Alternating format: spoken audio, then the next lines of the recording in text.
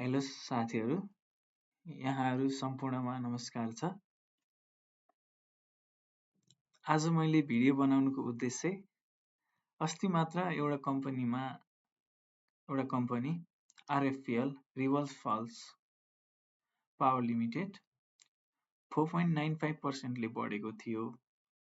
यो कम्पनी पहिला right share ल्याएर पनि मेरो नजरमा परेको थियो। यो कम्पनीमा यत्रो उछाल आउनुको कारण के हो भनेर यसो जिज्ञासा लागेर यो भिडियो बनाऊ भन्ने जमर्को गरेको छु। ल सुरुमा यसको फन्डामेन्टल एनालाइसिसबाट सुरु गर्छौं। यसको अस्ति बिहिबार कारोबार भएको थियो 388 रुपैयाँमा।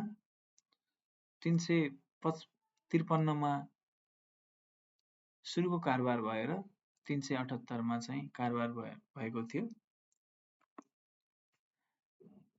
त्यसपछि यसको टोटल टर्नओभर चाहिँ 30 करोडको भएको थियो र यसको क्वान्टिटी चाहिँ 82,093 क्वान्टिटी चाहिँ ट्रेड भएको थियो भने टोटल ट्रेडहरू चाहिँ 277 वटा थिए। यसको EPS चाहिँ 4.62% छ। बुक भ्यालु चाहिँ 119 छ। यो पक्कै पनि राइट सेयरले बढाएर हो। PBV रेशियो चाहिँ 3.25 छ। यो कम्पनी चाहिँ 1 वर्षमा घटेकै देखिन्छ। यसको प्रमोटर सेयरहरू अनलक भइसकेको छ।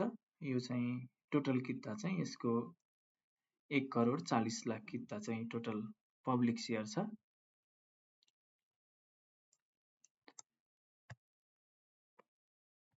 अब यसको चाहिँ फन्डामेन्टलहरू जानिसकेका छौं। राइट सेयरहरू पहिला एकचोटि आइसकेको थियो। तपाईहरुले पनि देख्न सक्नुहुन्छ। राइट सेयरहरू 1:1 को रेशियोमा आएको थियो। अब सबैभन्दा इन्ट्रेस्टिङ लाग्ने कुरा चाहिँ मलाई यो भिडियो इन्ट्रेस्टिङ लागेर बनाएको चाहिँ एउटा ब्रोकर प्रज्ञान सेक्युरिटिजले चाहिँ एकै दिनमा 60,000 किता चाहिँ होल्ड गरेर बसेको छ। 60,000 किता चाहिँ बाइ गरेको छ।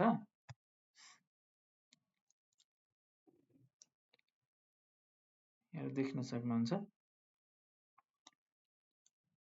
ब्रोकर एनालाइसिसमा चाहिँ एकुमुलेसन चाहिँ टप ब्रोकरमा एकुमुलेसन चाहिँ प्रज्ञान सेक्युरिटिज चाहिँ छ 60,000। अरु चाहिँ 1,000 जस्तो चाहिँ सानो सेक्युरिटिज र श्वेताले गरेको छ भने प्रज्ञानले एकै पटक चाहिँ 60,000 किता किनेको थियो। अब यो फसाउने चाल हो कि अब चाहिँ यहाँ कर्नरिङ भएको केही थाहा छैन। डिस्ट्रिब्युसन चाहिँ मिल्की वे शेयर ब्रोकरले गरेको छ। सबैभन्दा बढी चाहिँ 6,000 किता गरेको छ। सबैभन्दा चाहिँ बढी किनेको भनेको 10 नम्बरले किनेको छ। अब यहाँलाई चाहिँ टेक्निकल एनालाइसिस गरेर देखाउँछु।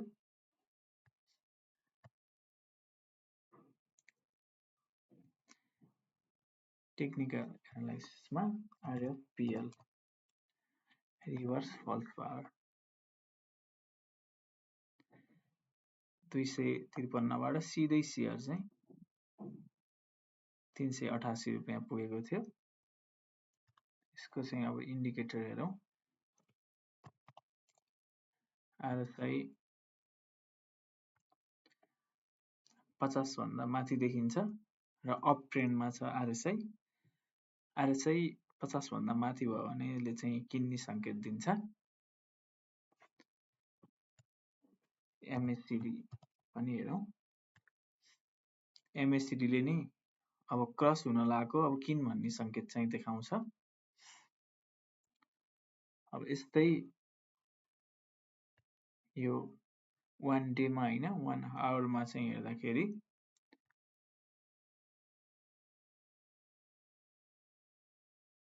यो चाहिँ लास्ट 1 मिनेट यताउति हेर्दाखेरि चाहिँ एकै पटक चाहिँ लास्टमा बढेर 2:59 मा सिधा चाहिँ मार्केट बढेर सिधा क्यान्डल हरियो क्यान्डल बनाएर सिधा 375 मा कारोबार भएको 374 मा कारोबार भएको सिधै 388 रुपियाँ पुगेको छ र भोल्युम पनि लास्टमा चाहिँ धेरै आएको छ। यहाँले देख्न सक्नुहुन्छ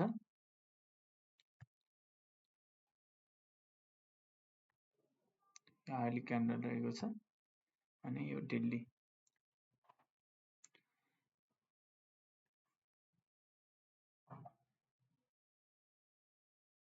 अब सपोर्ट र रेजिस्टेन्स हेर्नु पर्दा चाहिँ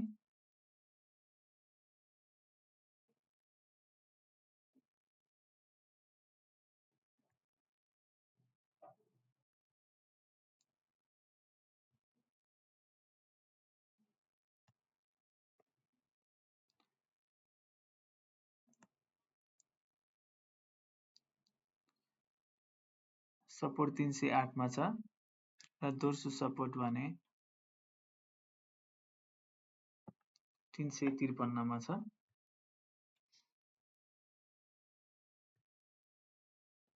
देख्न सक्नुहुन्छ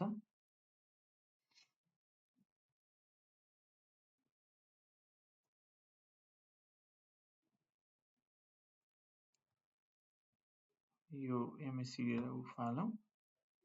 अब रेजिस्टेन्स हेर्नु पर्दा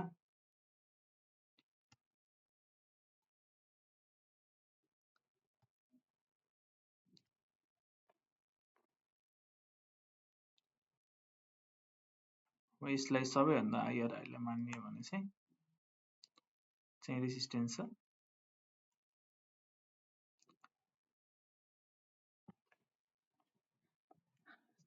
437 मा चाहिँ रेजिस्टेन्स छ